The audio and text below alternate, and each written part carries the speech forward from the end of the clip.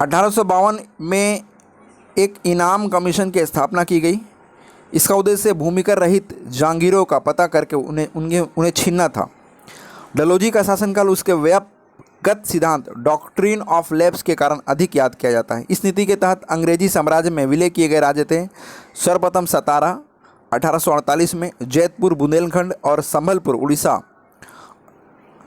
1849 ईस्वी में, बंगाट हिमाचल प्रदेश 1850 में, उदयपुर मध्य प्रदेश 1852 में एवं झांसी 1853 ईस्वी में, नागपुर 1854 में। सन 1854 में अवध को कुशासन का आरोप लगाकर अंग्रेजी राज्य में मिला लिया गया। उस समय अवध का नवाब वाजिद अली शाह था। सन 1856 ईस्वी में इसने तोपखाने के मुख्यालय को कलकत्ता से मेरठ स्थानांतरित किया और सेना का मुख्यालय शिमला में स्थापित किया। शिक्षा संबंधी सुधारों में डलहौजी ने सन 1854 में वुड डिस्पैच को लागू किया। इसके अनुसार जिले एवं एंग्लो वर्नाकुलर स्कूल प्रमुख नगरों में सरकारी कॉलेजों तथा 1857 ईस्वी में 3 प्रेसिडेंसी कोलकाता, मद्रास एवं मुंबई में एक एक विश्वविद्यालय स्थापित किया गया और साथ ही प्रत्येक प्रदेश में एक शिक्षा निदेशक नियुक्त किया गया। डलहौजी को भारत में रेलवे का जनक कहा जाता है। इसी के समय भारत में पहली बार 16 अप्रैल 1853 ईस्वी में मुंबई से ठाणे 34 किलोमीटर प्रथम रेल चलाई गई थी।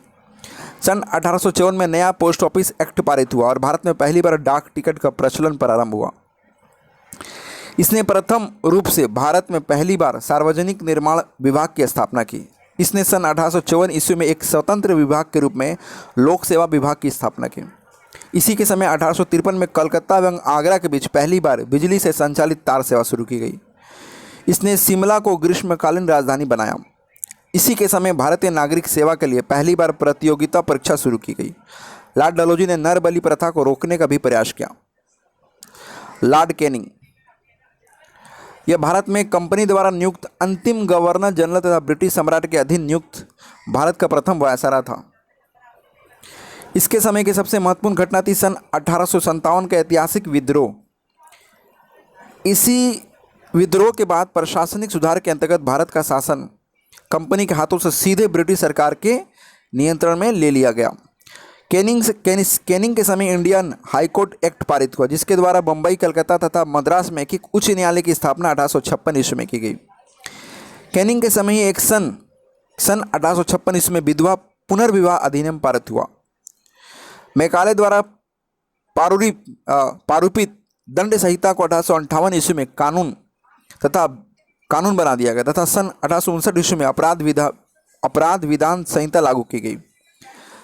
डॉक्ट्रिन ऑफ लैप्स मतलब व्यक्तिगत सिद्धांत यानी राज्य विलय की नीति को समाप्त कर दिया गया। 1861 जो है में इंडियन काउंसिल एक्ट पारित हुआ तथा पोर्टफोलियो प्रणाली लागू की गई।